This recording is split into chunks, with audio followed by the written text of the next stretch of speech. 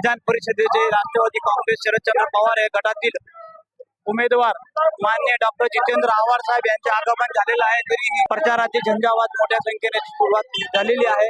तरी खारेगावातून ही प्रचार सभा निघत आहे। तरी हजारोच्या संख्येने मोठ्या संख्येने इथे नागरिकांनी व मतदारांनी उपस्थिती लावलेली आहे।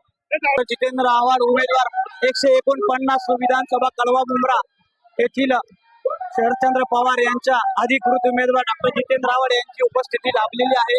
तरी या महाप्रचारात डॉक्टर जितेंद्र आव्हाड व नगर माजी व नवनियुक्त खासदार भिवंडी मतदारसंघातील नवनियुक्त खासदार बाळामामा उर्फ सुरेश म्हात्रे यांची उपस्थिती लाभलेली आहे।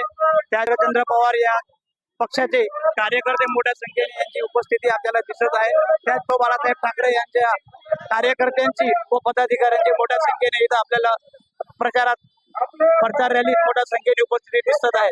उबाडा गटातील कार्यकर्ते व पदाधिकारी यांची उपस्थिती मोठ्या संख्येने आहे। प्रचार सभेला मोठ्या उत्साहात सुरुवात झालेली आहे।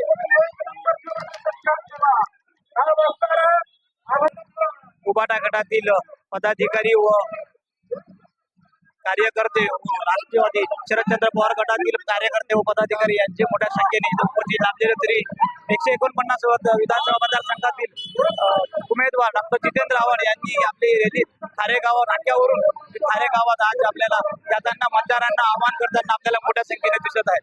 प्रचार रॅलीची सुरुवात झालेली आहे। तरी डॉक्टर जितेंद्र आव्हाड यांची उपस्थिती या रॅलीला लागलेली आहे। त्याचप्रमाणे RPI व उबाडा गटातील व शरदचंद्र पवार व काँग्रेसचे पदाधिकारी व कार्यकर्ते मोठ्या संख्येने इथं आपल्याला हजेरी लावताना दिसत आहेत। जितेंद्र आव्हाड हे आपल्या नागरिकांना मोठ्या संख्येने आव्हान करताना दिसत आहे की मतदान करा। RPIचे कार्यकर्ते यांच्याकडून जितेंद्र आव्हाड यांचे स्वागत करताना आपल्याला पदाधिकारी व कार्यकर्ते मोठ्या संख्येने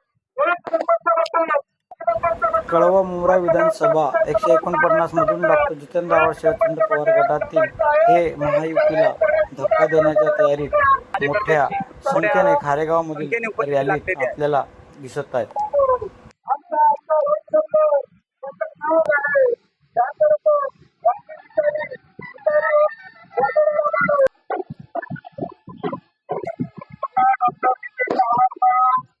संख्येने कार्यकर्ते व पदाधिकारी मोठ्या संख्येने उपस्थित आहेत। त्याचप्रमाणे भिवंडी लोकसभा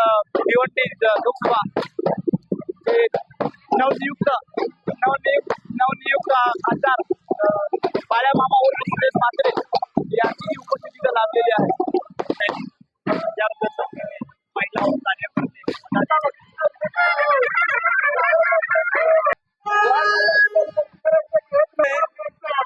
महागाई, विकासिक मुद्दा आणि केलेली कामे हेच आमचे मुद्दे आहे। महाराष्ट्रातील बेरोजगारीला कारण असलेले युती सरकार यांनी महाराष्ट्रातील उद्योग गुजरातला नेले। त्यावेळेस हे युती सरकार शंडासारखे बसून राहिले, म्हणून आमचा यांना विरोध आहे आणि विरोध असणार। समस्या राहिलेल्या नाहीत। आव्हाड साहेबांनी कोणती समस्या बाकी ठेवलेली नाही। 1 नंबरचा आमदार आम्हाला मागणे मिळालेला आहे। कळवा खारेगावमध्ये विटाळामध्ये जी सुधारणा साहेबांनी केलेली आहे ती कोणी केलेली नाही आहे। 1 नंबरचा आमदार, सर्वसामान्यांचा आमदार, 1 नंबर आमदार आव्हाड साहेब आहेत। कोणत्या समस्या असतील सर्वसामान्य माणसाने जरी साहेबांना फोन केला तरी साहेब त्या माणसाचा फोन घेतात। जर एंगेज असेल तर नंतर त्याला कॉल करतात। असा 1 नंबरचा आमदार आम्हाला या कळवा खारेगाव विभागामध्ये सापडलेला आहे। आव्हाड साहेब आगे बढ़ो, आव्हाड साहेब आगे बढ़ो। 1 नंबर आव्हाड साहेब, 1 नंबर। सुरेखा पाटील यांच्या निवडणूक कार्यालयाच्या बाहेर येऊन महिलांनी व कार्यकर्त्यांनी डॉक्टर जितेंद्र आव्हाड यांचे ऑप्शन करून त्यांना पुष्पहार दिलेला।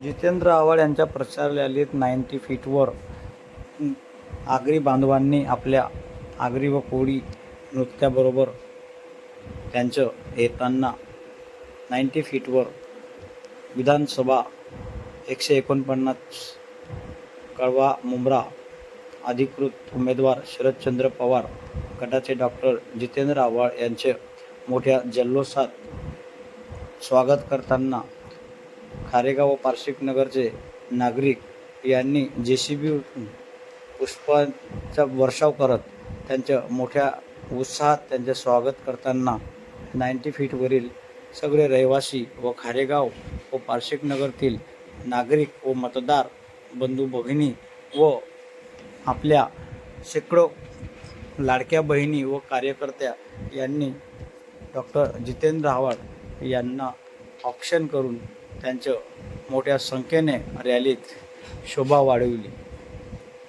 या लाडक्या बहिणींचं औक्षण करताना जितेंद्र आव्हाड यांनी लाडक्या बहिणींना व आपल्या पदाधिकारी व कार्यकर्त्यांना आशीर्वाद दिले व आपल्या विजयाची माळ आपल्या गळ्यात पडो अशी त्यांनी इच्छा व्यक्त केली. ऑलरेडी 3 टर्मचे आमदार आहेत, विकासाची कामं आहेत आणि भरपूर काही जनता त्यांच्या पाठीशी आहे. त्याच्यामुळे आव्हान असं नाही आहे, आव्हान समोरच्याला आहे की तो फर्स्ट टर्मला उभा आहे आणि कामाचं काही बाबतीत काही नाही आहे. त्यामुळे आपल्या एकच मोठा आमदार म्हणजे जितेंद्र आव्हाड हेच प्रत्येक मताने निवडून येतील, त्यात वाद नाही आहे. त्यांना अजून बरंच विकास साधायचे आहे. बोलायचं झालं तर त्यांना इथे पार करायचे आहे. दुसरी गोष्ट त्यांना अजून चौपाटी बनवायची आहे, नाट्यगृह बनवायचे आहे, अशी बरीच विकासाची कामं अजून बाकी आहेत. त्या दृष्टीने ते वाटप करतात आणि निवडून आला की नक्कीच परत एकदा